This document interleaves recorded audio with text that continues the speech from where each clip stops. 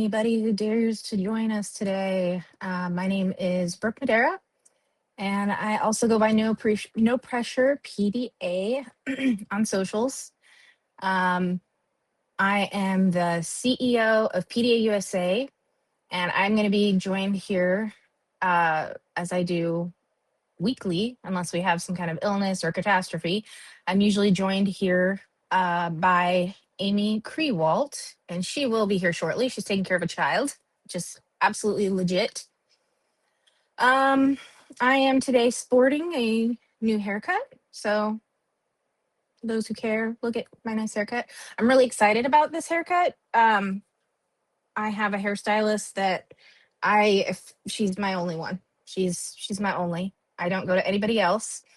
If I just don't feel up to getting my hair cut in between, I will do it myself, which is sometimes I do okay, but not always. Anyway, so I'm super excited. I've got a haircut. My hair's partially dried, you can see.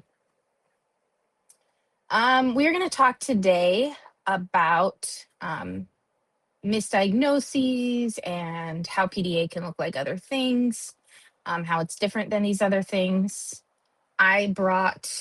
Which also segues me to, I'm also the co-author of the book, The Insider Guide to PDA with Sally Cat. It's a really, really good book. And I don't just say that because I wrote it. In fact, I'm inclined to do the opposite, run away from it and think it's awful. But this book is a great primer for if you're just getting to know about PDA and you want to know all the major, points of interest, things to think about, things to talk about, and where to start. This is a great resource for that. I'm going to use it today to talk about co-occurring conditions. You can see I marked my purple bookmark.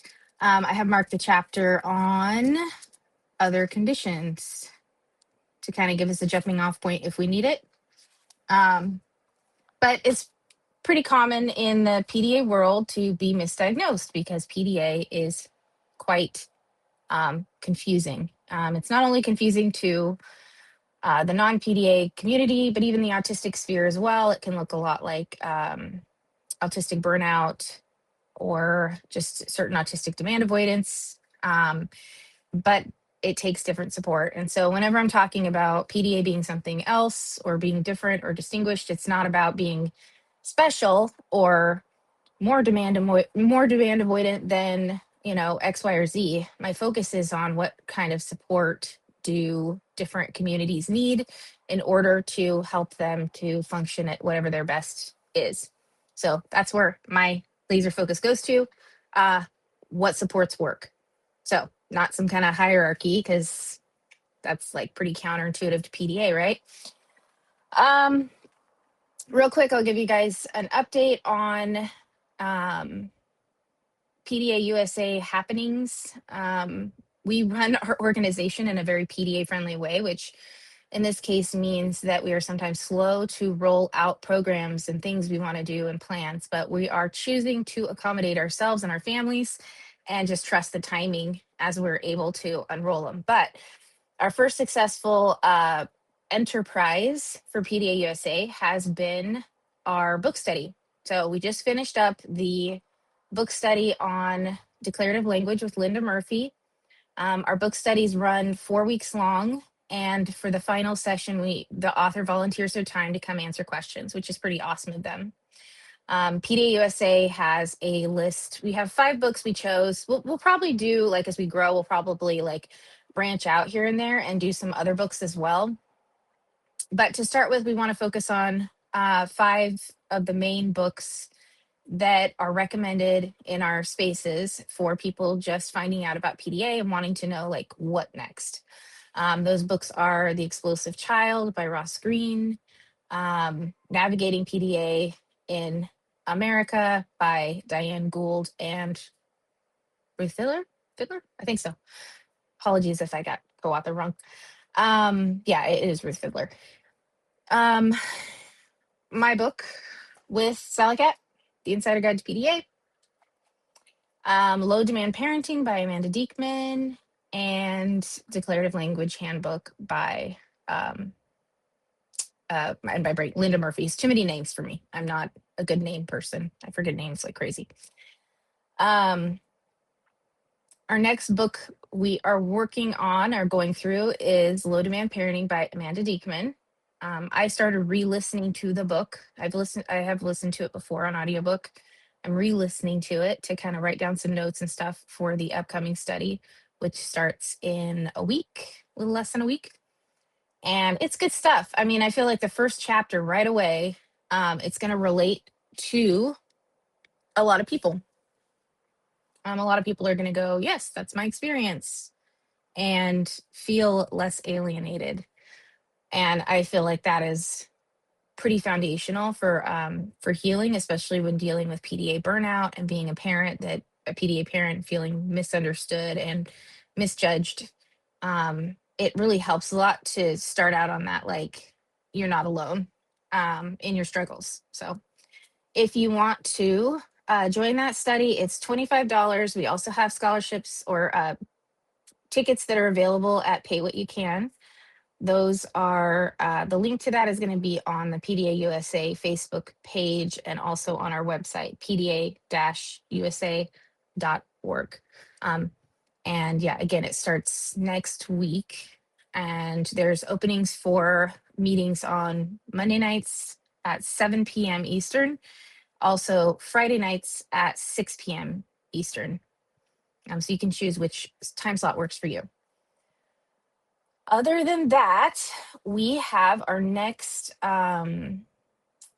podcast. So we either do our lives, or kind of the way we've structured things at PDUSA is we either have these live events with each other where we just kind of talk about life, and it's very, oh, here she is. Woohoo.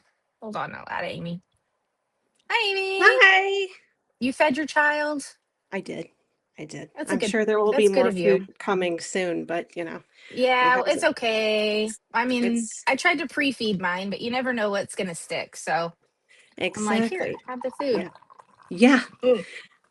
I try to, they have open access to like whatever in the, Yeah, grazing. pantry, fridge, and Mm-hmm. yeah, but But they need, sometimes it's like they want mom food. yeah, they want food touched by mom's golden hands. It's not really Oh, about the food. It's about, no, it's not. It's they about want the resentfulness that we put into that food. It makes it taste better. it's good. It's the best It's a seasoning. spice. Yeah. Yeah, it's a little bit of a Yep. spice there. So Exactly. I was just on my monologue.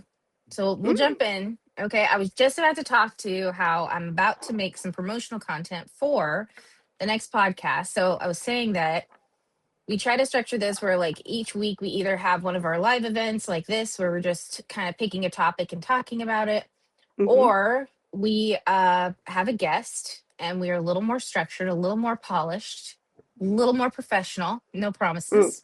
mm-hmm. But the next one is Rabbi Shoshana, Oh yeah. and the date for that, Oh whatever yeah. I should the put that in my Tuesday calendar. is. Yeah, I don't have a calendar right now, but anyway, it's, when is it? Hold on, hold Uh, on. I'll find it.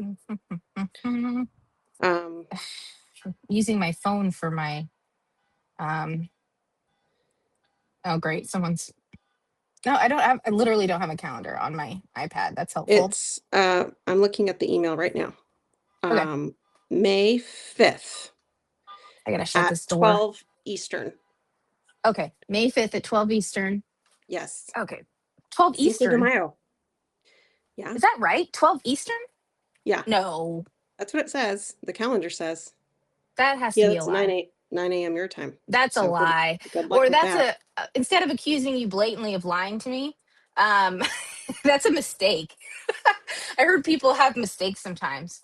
It should be 12 p.m. my time so that I'm not a zombie. Okay. Well, we may want to talk to Rabbi Correct that about with this. her. Hold on. I'm so curious. Could I really have made such a horrible, horrible error? Probably yes. Okay, people, put up with me. There we go. I don't know. I can't find the email, so I just have to trust you. It's really hard for me. April topic. Da, da, da. Short bio. Blah blah blah. Tuesdays. 1 to 2 p.m. on Tuesdays. Oh, that's from before. Oh my gosh, you're right. Oh, oh, I have to get up early. Okay. Over it. I Will didn't be even notice fun. that she wrote that because she suggested it. That's why. Okay. Yeah. Well, good. Thank you for correcting that so that I actually show up on time to, the I event. would have called you and woken you up. So Ugh. All right. I'll be okay. I'll survive. So, anyway, 12 yeah. p.m. Eastern. And that is awesome to know because I was just about to create all the like graphics and stuff for it. So, Yeah. I would have put the wrong time. There we go. Mm. Anyway, we are going to talk about with her unschooling. So, what does Yes. unschooling look like? And she is going to talk about as well. She has her Safe Circle program and community that she does with people. And I'm curious about that because I just started a community with Sally Cat and I don't know what I'm doing. So I have to sometimes look to other people to be like, what are you doing? Not to steal, not to cheat, but just to be inspired. It's called Yeah. inspiration, you know? Yeah. Hmm. Exactly. Yeah. It'll Anyway, be fun. I'm looking forward to that. yeah, We me have too. a lot we can I think talk it will about. be. Hmm. Concur. I concur, my friend. Um, okay, I think that's all the businessy type, structurally, organizationally things. I did my intro already. Amy, why don't you just take a second, tell us about yourself? What's important about you? Why should we care what you have to say? No pressure. No, absolutely nothing. I don't know what I'm Okay, talking about at all. So great. I have nothing to offer except Awesome. a few laughs, Hmm. and that's about it. Okay. She also um, has brains. I promise you guys. I have seen her brains. They they pop out of her nose every so often or her butt. yeah, yeah, they come out here and there. Nose or butt, Um, yeah, I do but not. they do come out. I do not consider myself a PDA expert at all. Mm. I am an autism advocate, which I've been doing for Hmm. whatever, how many, 7 years now, Hmm. 8 years even. But PDA is relatively new to me. I mean, I don't know, a few years, but like really deep diving into it probably didn't come until a couple of years ago. Yeah. So, I like to look at things from a whole, like a fuller perspective. I like to use the Hmm. PDA lens to really help me understand myself and my kids, but I don't Hmm. just use that. I use Hmm. other frameworks as well Hmm. to help Which is guide, helpful. yeah, just kind I like Yeah. to have a bit of a balance. Hmm. So, um, Balance.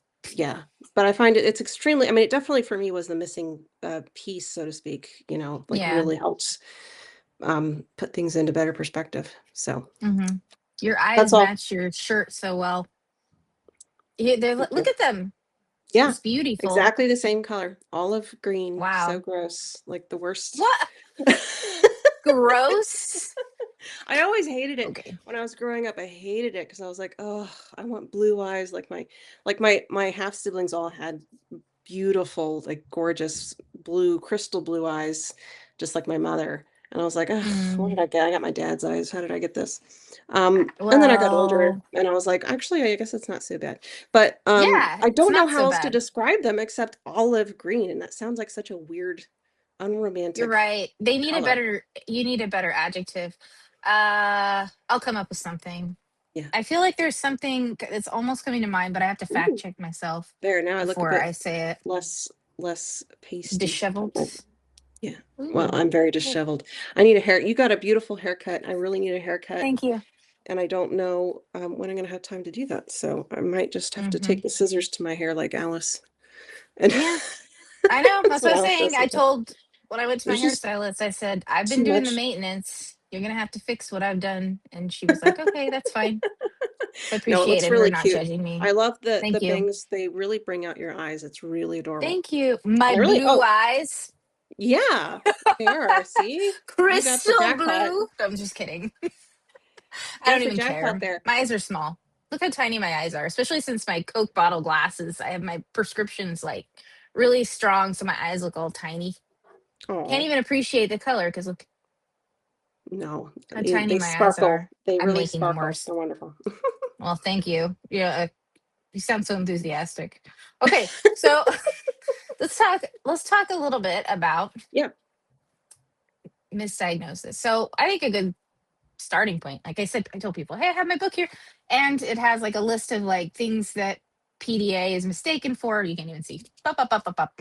But I think it's more interesting to start off with ourselves. Like, how have we been, or people close to us, misdiagnosed? Um, I was diagnosed as bipolar type 2, because I didn't have, I mean, I guess I didn't have manias in the sense that they considered them manias, although in hindsight, I probably could have highlighted a few things about myself that might have qualified me for bipolar type 1, because Yeah. I would, when I was feeling well, I would make some very impulsive choices and buy lots of things, and Mhm. I would have these big dreams, and they weren't really connected with reality. Like, I can't really sustain that, I can't really do that, and then there would be like a crash eventually. um Mhm. but before I give away why I'm not bipolar, let's ask you, have you been misdiagnosed, or have you had to struggle in that area? Yeah. Um, I had a bipolar type 2 diagnosis in 2020. Hmm. Um, and yeah, it was interesting, like, talking about the hypomania. I never had mania.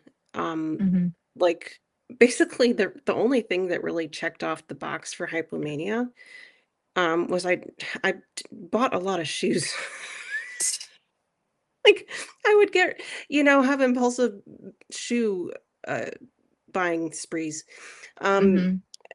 and, um, so I went through this, so, like, talking about it back and forth with the provider at the time. It was a psychiatric nurse practitioner.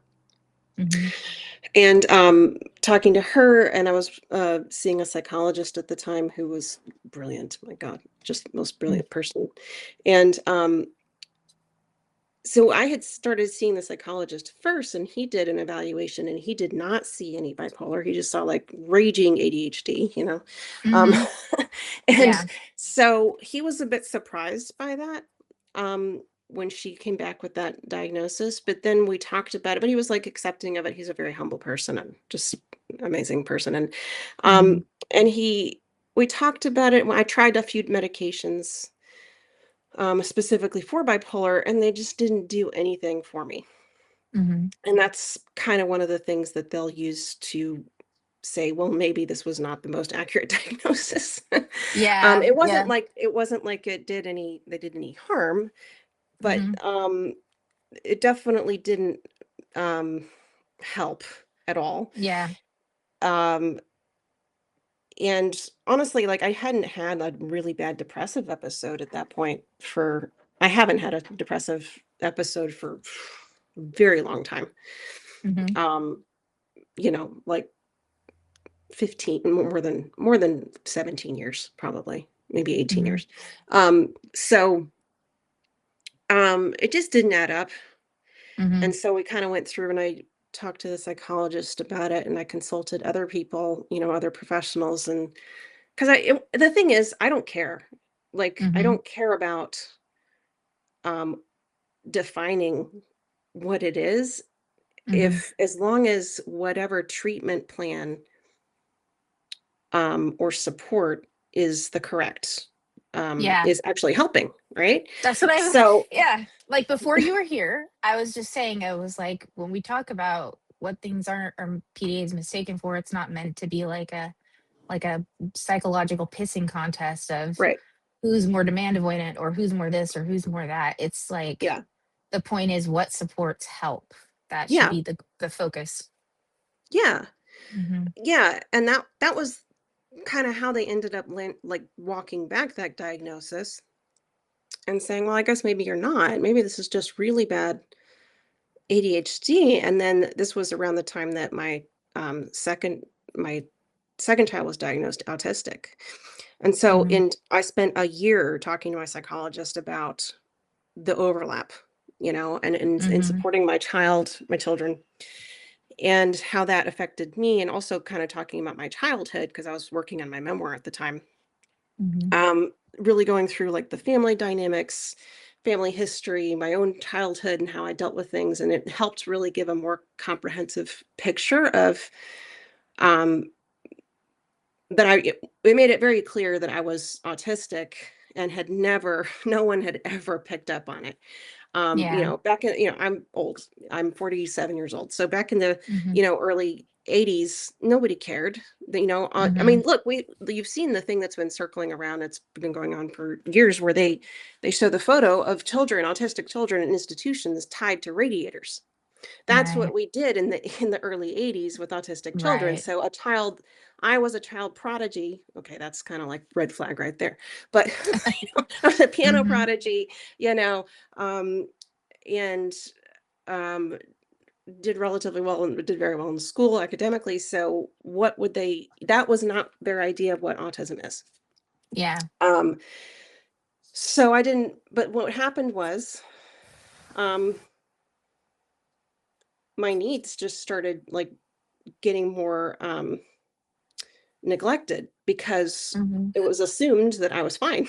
It's like, Right. well, you're doing fine. So you're doing fine academically. It's like all the things that they look for. Well, you're doing fine in school.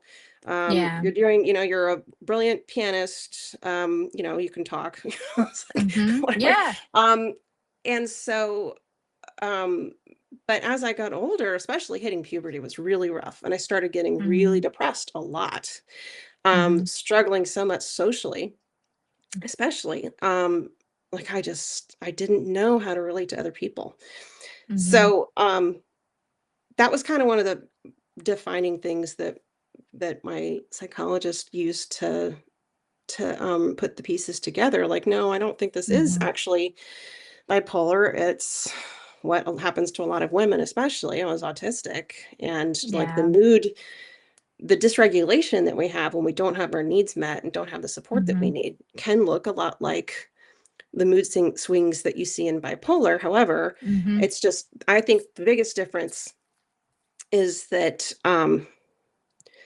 with bipolar, you have more sustained moods, unless Mhm. it's cyclothymia, which I don't know, is that some, is that I really, don't know. Yeah. but, um, to me, it's like, is that really a thing, or is it just somebody who's not supported, and so they're having more frequent mood swings? But Yeah. again, those doesn't matter. Um, so my psychologist said, I think it's probably that. And and I felt so much better knowing that. And Mhm. I haven't had a single episode of depression since I found out I was autistic, Mm. because now it's like, if I find I'm struggling with something, um, I don't feel like, oh, there's something wrong with me. Yeah. um my frustration immediately goes away, because it's like, okay, there's a reason why I'm dealing with this right now. So Mhm. it's so much easier for me to figure out how to, um compensate or get support. um Mhm. so yeah, I think that's, um we see this a lot, right? Like, Mhm. women especially. So yes, I did have, sorry, I like took over, but yeah, I did have a No, it's bipolar okay. diagnosis. But that's how they unraveled it and said, actually, Yeah. no, this Mhm. isn't. And that's why the medications weren't working. And I think that's probably the only Mm. time when, um, having an accurate diagnosis, really makes a difference, is when you're looking for a Mhm. medication treatment, because there's Mhm. stuff that they're going to prescribe for bipolar that they're not going to prescribe for somebody who's ADHD, and vice versa, Yeah. Yeah. or you'll need stuff to balance out the different medications. Mhm. Um, So at this point, and I just spoke with a psychiatrist, last week, and it was the best, psychiatry appointment I've ever had in my life. Mm. Um, he's because I asked him, we went through brand new, going through for a whole hour, everything. And at Mhm. the end, um, I just asked him, like, well, okay, I think I do hit a lot of the like criteria for bipolar type 2, but, Mhm. um I've been through this before. I don't have the medications don't do anything to help me. Yeah. And, um, it's not consistent, because I don't have sustained moods. It's more up and down. So then he mentioned the cyclothymia again. I said, the thing is, like, it doesn't impact my life in a Mhm. way that I feel like I need support for it, even if that Mhm. is my diagnosis. So what would you Mhm. say? Like, do you think that that is an accurate diagnosis that I should put in my file, that I should have? Should I just treat Yeah. it? What should I do? And he said, I think you're exactly right. Unless it's actually impacting your life on a daily basis, affecting your ability to form relationships, sustain relationships, with Mhm. others, that kind of thing. If it's affecting your family, it Mhm. really doesn't. It's not. It's kind of irrelevant. Um, Yeah. so that was very validating for me because he wasn't somebody who's like, neuroaffirming in any. He didn't know anything about PDA or. He didn't have the label Yeah, I did. neuroaffirming, but Right. he Oh, was yeah. behaving in a neuroaffirming Exactly. way. His Yeah. actions were Yeah, were his actions were demonstrating. neuroaffirming. Yeah. Mhm.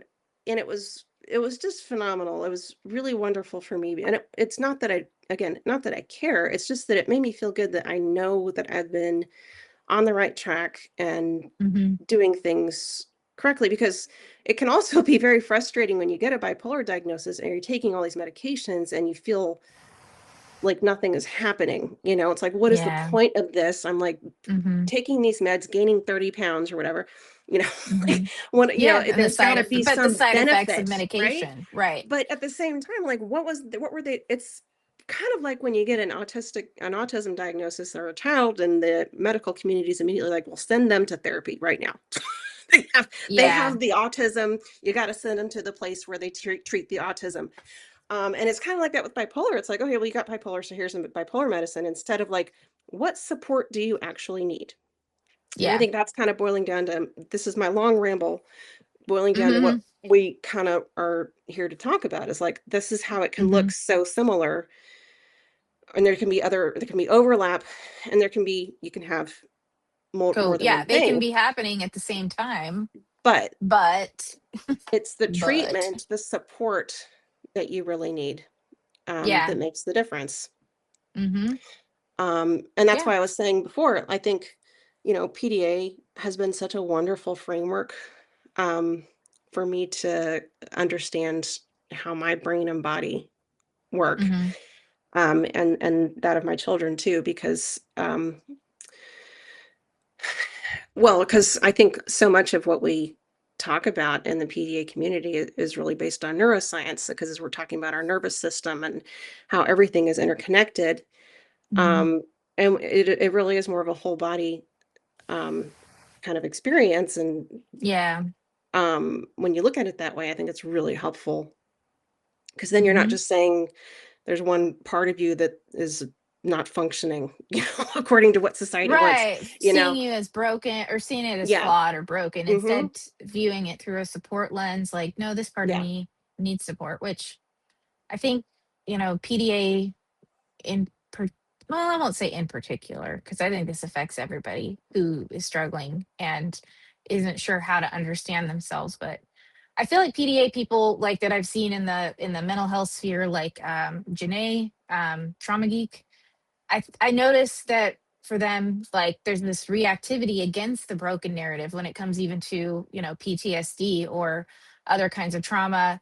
um and I relate to it because it makes it feel like a hostile force. Like, Hmm. if I take this part of myself that is reacting, and might, and in this case we find out legitimately so, like if I look at my trauma even, and I say, no, my trauma is reacting for a reason, or this is happening for a reason. I might not know what or why quite yet, but I'm approaching it with curiosity and um, giving it a chance to tell me something versus just seeing it as like an what's the word, like a, for some reason my brain is like, nope, you can't have that word. That's how my PDA presents. It's like, takes words, throws them over there.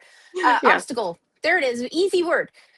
So instead of seeing my trauma responses as obstacles to my goals or obstacles to myself, viewing them as maybe they are highly reactive, or in a sense debilitatingly reactive, Hmm. but I help calm them down, or I help kind of make them less debilitating by befriending them Hmm. instead of feeling hostile at them or frustrated or whatever. Yeah. It's just Yeah. that layer of like frustration, guilt, beating yourself up, that's the part that we have more agency over. There's so Yeah. much going on as a autistic person, a PDA person, a ADHD person. There's so much going on in our environment that is harder to control sometimes.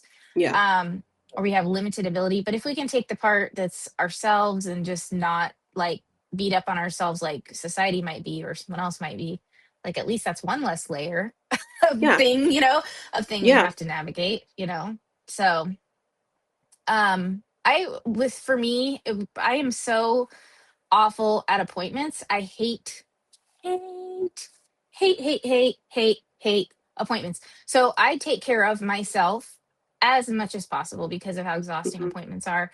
Um so I was just in a really bad spot when I got my diagnosis, my bipolar diagnosis. And so I did whatever she said. And actually, the medication did help with my depression. It was a really good medication, but I found out later it has a lot of possible, very strong side effects that are like, I should have been monitored for certain things. Yeah. It did help. That was actually the first antidepressant that I felt like was really helpful. But um, once I learned about PDA before I learned about my autism. I could see my Mhm. PDA before I could see my autism. And Wow. so I saw the PDA, I connected with the community, I got people's stories that, we talked about the gestalt processing and how we digest in different ways. And for me, it was like, um, hearing people's stories helped me to form a picture that I felt like I related to very Mhm. strongly. And then from there, I could kind of navigate my own stuff better and be like, and that's when I figured out like, well, and I always kind of suspected that my bipolar didn't fit because I felt like, no, I can see a pattern here. I can see a pattern of behavior that things I'm doing that are leading to lows, things that I'm doing that are leading to lows. I Mhm. can see what's happening during the lows that is then leading me then to a high. So I kind of had pictured bipolar, whether that's right or wrong. I had pictured bipolar as being this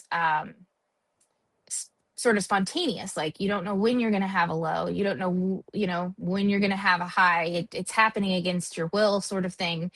And in a sense, yes, but in another sense, no. I was like, no, I see a pattern here. I am doing certain things when I'm in a high that contribute to me then crashing later. Mhm. But I didn't know what was what, because as far as I was concerned, I was trying to do what the society around me, like everybody around me, the things they were doing, and it Yeah. was leading to this up down up down up down. And Sure. so I was really really frustrated by that feeling of like, well, what I guess Mhm. it is that thing. And took the medication and it did help a little bit, but it kind of just, it didn't make me feel, I don't know, there was still something in me that was still very very cautious because of I had gone through burnout a couple Mhm. times. I was very cautious about feeling like, okay, I got this figured out, so I'm going to plow forward again because I didn't want to Yeah. have that up down thing again. And but finding out about PDA, it was like, oh, okay, okay. So these things aren't going to this, A, Z, T, or whatever that I do, those things are expected from me. They're not meaning that I'm broken or flawed or that it's just trauma, because that was my thing, is I had assigned certain behavior as trauma and was waiting for it to heal and get better, Mhm. and it wasn't. It just was not going away. Yeah. Other things were healing, other things were getting better. So I was just like, this is so freaking weird. Like, why am I having this really complicated relationship with the dishes? Like, this is not normal. Yeah. I can work on my relationship with my spouse and I can see progress there as we heal.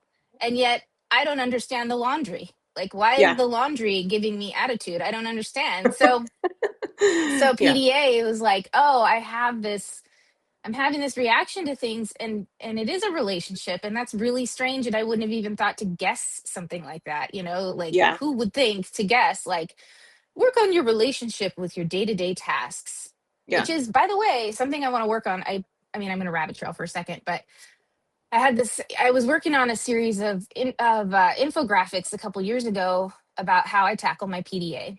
And I walked away from it for a while, but want to make it into like I had like illustrated things for it. I want to make it into a book. And that's one of the things that's been on my mind where I want to share with people is that to help my PDA reactivity, I have had to work on my relationship to myself, work on my relationship to other people, and work on my relationship to tasks. Like it's all really, it's like not all, but it's a lot of it is rooted in relationship for me.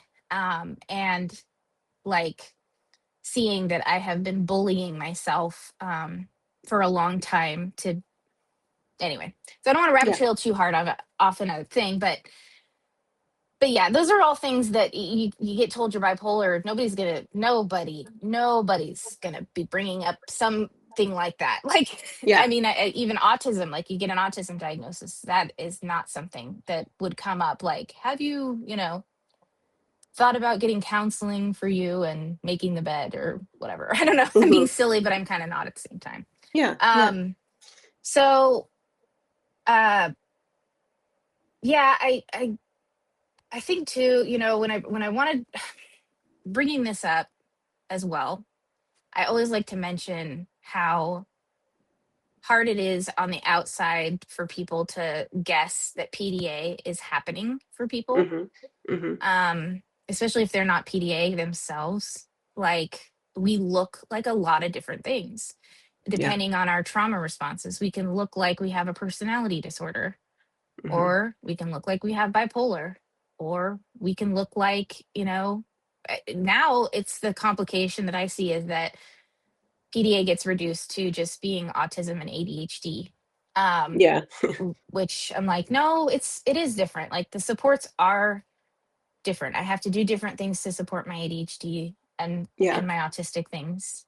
Yeah. Um, anyway, now I'm Yeah. talking a Those long two are time. Go fun ahead. because they like the ADHD and the autism like to fight with each other a lot. They It's do. like, There is an interplay. yeah. But it's like I know ADHD people that are Hmm. not PDA, and I say that because we have, like, me and the people who are like that, we have to work really hard at uh clarifying our communication needs, and we do because we care about each other as friends, but it's just different. Our communication is different. Whereas I step into, the PDA world, and it's like speaking the same language. Yes, there are conflicts still sometimes, especially when there's trauma involved. Our trauma triggers can, Right. but it is like speaking the same language. Hmm. And anyway, so fun Yeah. times. That's what gives Well, me a you job, I guess. you touched The on confusing. personality disorders, and that's another one that I Mm-hmm. think women especially, but although I have seen lately more men Yeah. that get Mm-hmm. get diagnosed or misdiagnosed, or maybe it's a comorbidity. I don't like Mm-hmm. that word, but I know, borderline, morbid. yeah, borderline personality disorder, which, Mm-hmm. there's a whole thing, about that. There's a lot of conflict in the community and in the medical community, Mm-hmm. about, is that a valid diagnosis and what does it really mean? And it has changed so much since the 90s, like it was basically Yeah. like, well, if you were you know, a girl struggling with Right. depression and And suicidal ideation, relationships. and Mm-hmm. yeah, then, oh well, they're that's a disorder right there. That's a personality Yeah. disorder. That's borderline. Um, Right. but then as and it did have a lot, it still has a lot of stigma Mm-hmm. attached to it. But I see a lot of that too. Like, I mean, I don't think I've ever seen anybody I'm going to say something that's going to get me in trouble. I don't think I've ever Woo! seen anyone who has a borderline diagnosis who's not um, autistic, Mm. but just either doesn't have an autism diagnosis or um, late diagnosed, for instance. Because Mm-hmm. my what I see is a lot of like trauma from Mm-hmm. compensating, like a lot of things that are like, I guess, coping mechanisms and Mm-hmm. reactions to things that are kind of accumulate through um, the fact that we are not supported.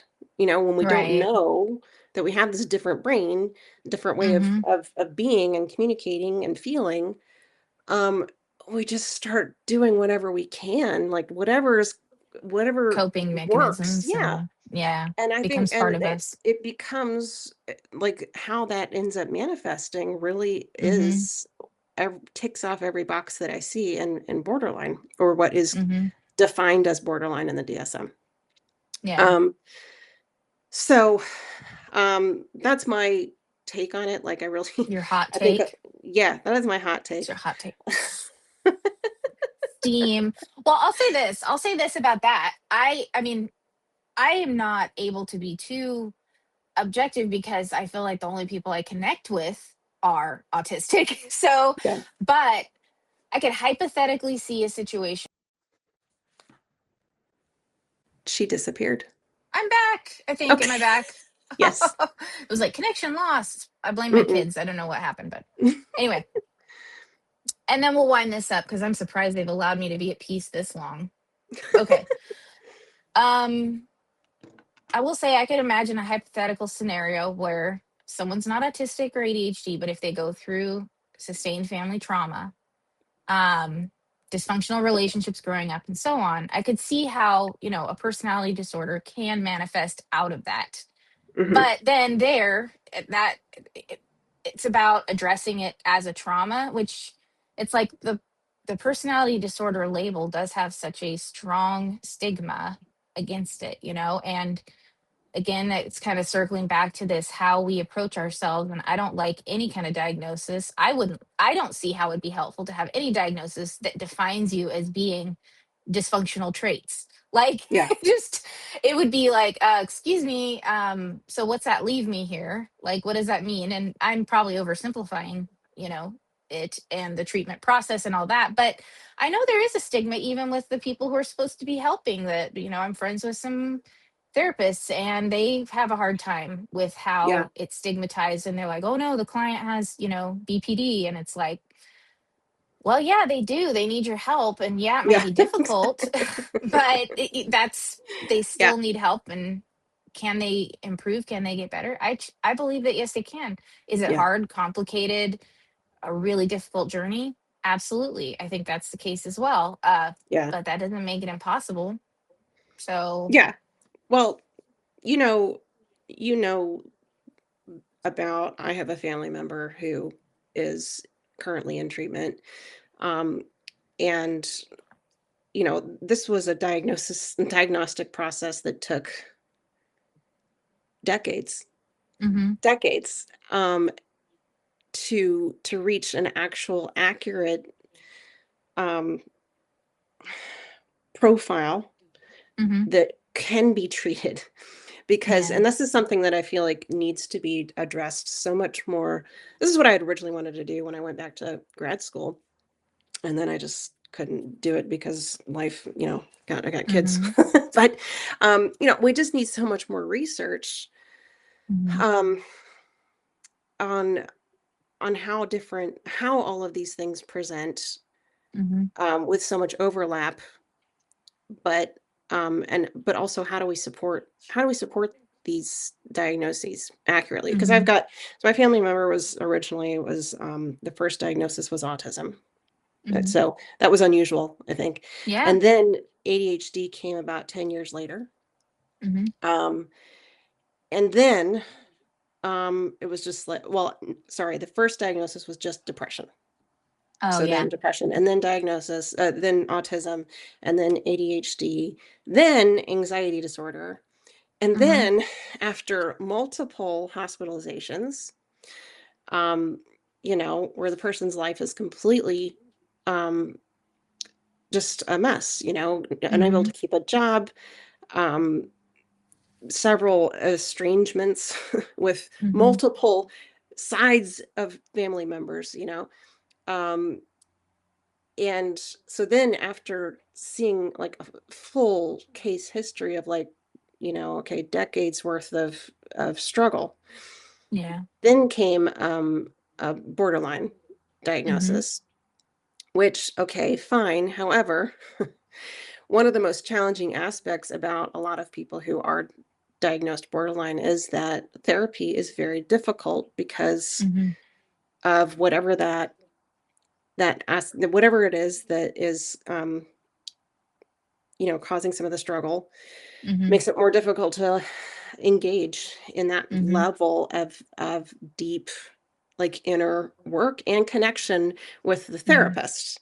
I think that's Yeah. probably the biggest hindrance that I see is someone who, um, in a lot of what I've in my experience, a lot of therapists will not treat somebody who has a borderline diagnosis because it's like kind of Mm-hmm. it's just well known. It's very difficult for people who end up with that diagnosis. The pattern is Mm-hmm. it's really hard for them to engage in therapy. Um, so then it was borderline, and then it was bipolar type 1, and this came after Mm-hmm. every treatment, everything possible, and 5 hospitalizations, Mm-hmm. 8 different outpatient treatments, um, Mm-hmm. years of and to me, it's infuriating to watch someone that you love struggle that much just because the medical community cannot freaking get their act together and Yeah. and get the right research done that we need in Mm-hmm. order to support people correctly, but also to consider things in a more, I don't like using the word holistic because I don't want to sound like a hippie, but but Too no, bad. a more comprehensive view of the person Mm-hmm. and everything that they're dealing with and have been dealing with for years. Mm-hmm. Because here's something that I learned from my parents, because both of them had neurological conditions, both of them had dementia, and that's what they died from. But um, the thing that I know that I found is that um, crap, my brain just completely farted. I'm sorry. I have no idea what I was talking about, That's but what I happens know when that we start talking too long. We it get was in a so important, flow. and then I It's just a like big totally deal. lost it. But And it's so it gone. was what I learned from my parents. I don't remember exactly the thing I was going to say, but no. So they they had these neurological conditions, but the medications that they were given, like with my dad, he had Lewy body dementia, not Alzheimer's, so he Mm-hmm. couldn't have the medications that Alzheimer's patients can have, and I can't Mm. remember exactly why that is, but because it is a totally different Kind of dementia. dementia, My it's stepdad, by the something. way, my stepdad also had Lewy body. I don't remember if I Really? told you that. Yep. No, you didn't. Mm-hmm. Mm-hmm. Wow. Yeah, Yeah. Anyway, carry on. it's such it's a brutal, horrible, brutal disease. Um, Mm-hmm. and um, my mom too, I mean, with her Alzheimer's, it was just absolutely awful seeing this wonderful, vibrant person, just kind of Mm. they fade away. Yeah. Yeah. And yeah, there really was a point that was made, and now I'm trying too hard to remember it and forgetting everything I I said. know. See, and But it's gone, gone, gone. Can I say yeah, too? I would add to yeah. this. It's on top of BPD, borderline being difficult to go through the therapeutic experience or whatever. Being PDA makes it difficult oftentimes Mhm. to go through Mhm. therapy. I know for me, I did not engage well, or it was so exhausting. I have gone through therapy. I did get benefits out of different therapies. So I'm not saying nothing came out of it. It's Mhm. just the process itself is so exhausting for me because I feel like a project. I mean, it's just Mhm. the whole setting. You've got one person helping another person, that's me, and I Mhm. feel like pressure, just Yeah. automatic imbalance. And so for me, I've had to engage more with community type healing, like group stuff or friendships. Usually through me, it's my friendships where we process and talk and learn things about ourselves and spiritually, even, kind of church based things where I find safe people. Yeah. But that has been so much more accessible for me as a PDA person. And we see Yeah. it a lot with PDA kids too. It's like the therapeutic experience is like, whoop, like Mhm. they feel like they're, trapped in a jar. And Yeah. then a lot of the benefits that you're trying to get out of the whole experience are just gone Yeah. because it's Yeah. triggering. The setting is Mhm. triggering. So, Yeah, that makes sense. Yeah, and that's mhm. something I was gonna add on to is that obviously I think this family member that has had all these different Oh yeah. diagnoses, totally Oh PDA. yeah.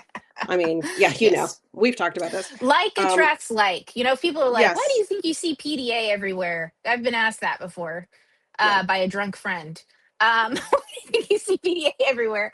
And I'm just like, well, I think part of the reason why I see it is because like attracts like. I gravitate towards people who Yeah. speak the same language as me, Mhm. and I have enough associates or friends that do speak other languages too, that I know there is a distinction and a difference, but we cluster together, and I think we end up married, a lot of Yeah. times. Yeah. So, Yeah, and for have sure. little PDA babies.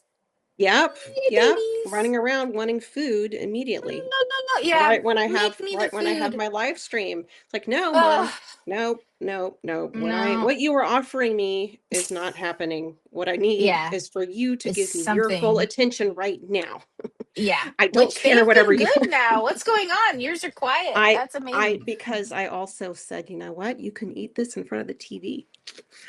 So Oh, well, that's always an option for my kids. My kids are totally Yep. feral, and I'm like, yeah, Yep. whatever, it's fine. Just Yeah. dress up, Oh, look nice on occasion, and I'm winning. But most of the yep. time, they're running around in their underwear, and I don't even want to tell you how bad their bedroom is. Though, okay, I will do this. I am going to take a before shot of their bedroom, because at some point soon, I'm going to really start working on it. I have been progressing. Like, as far as, we talk about support from different angles.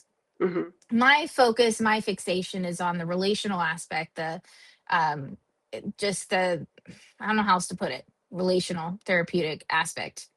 But there are other angles to support us at, whether that's, medication or nutrition and so on.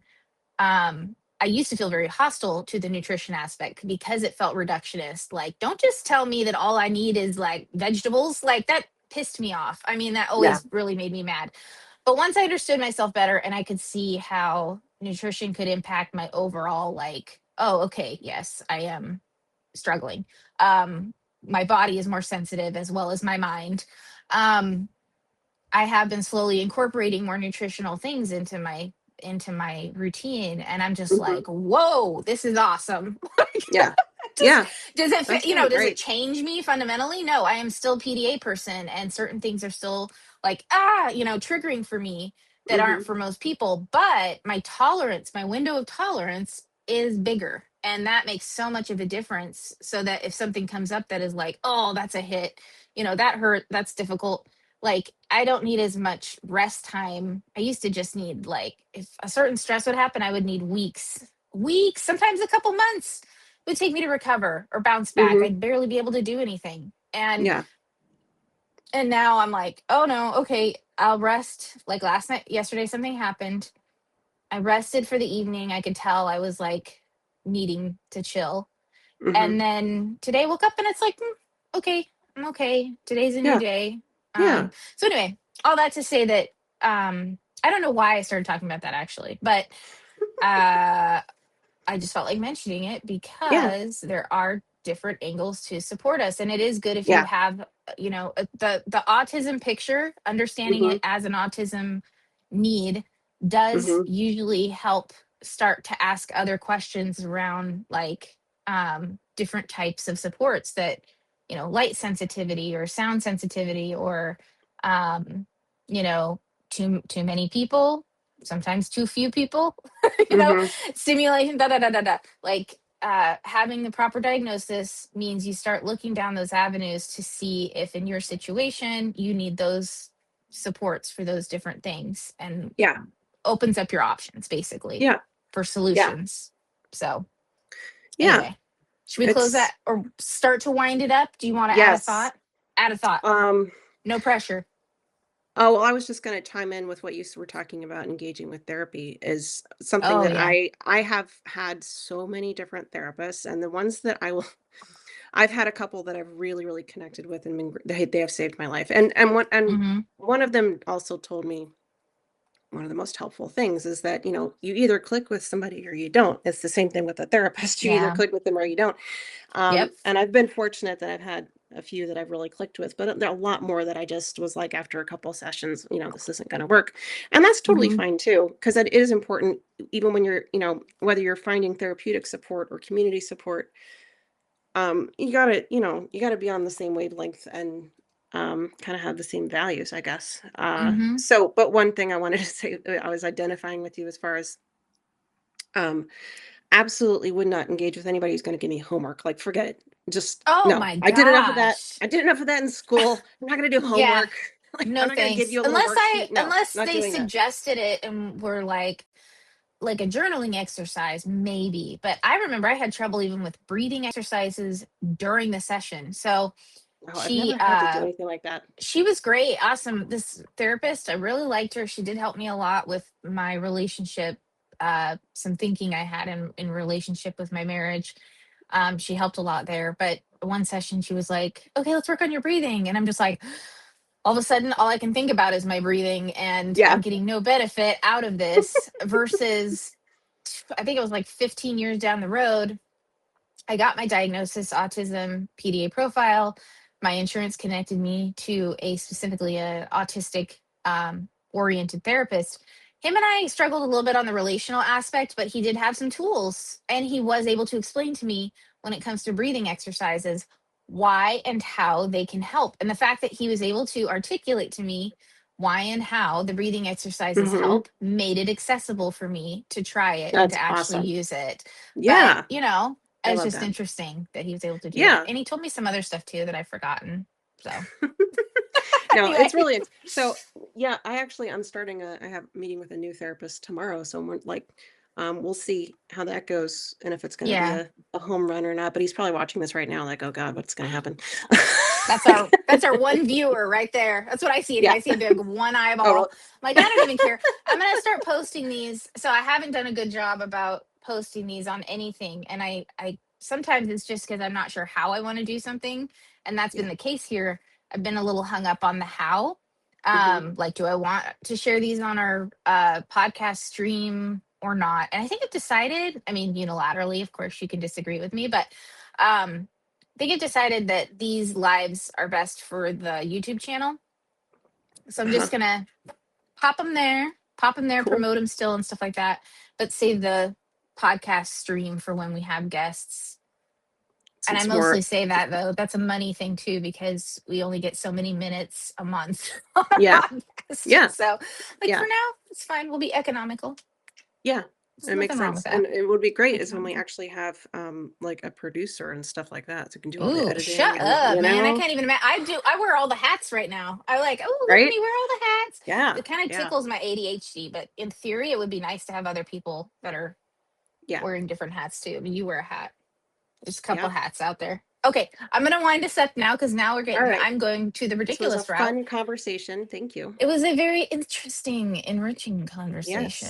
Yes. Not as Yes. many fart jokes. We're No, gonna have not to make up today. for it next time. Not I today. yeah, not I don't have any to share right now. So No farts. no farts or jokes that involve farts. So Okay, but at least we mentioned it. So check. check it off the Check that box. box. Oops. All right. Okay, All well, go right. have fun with your little chillins.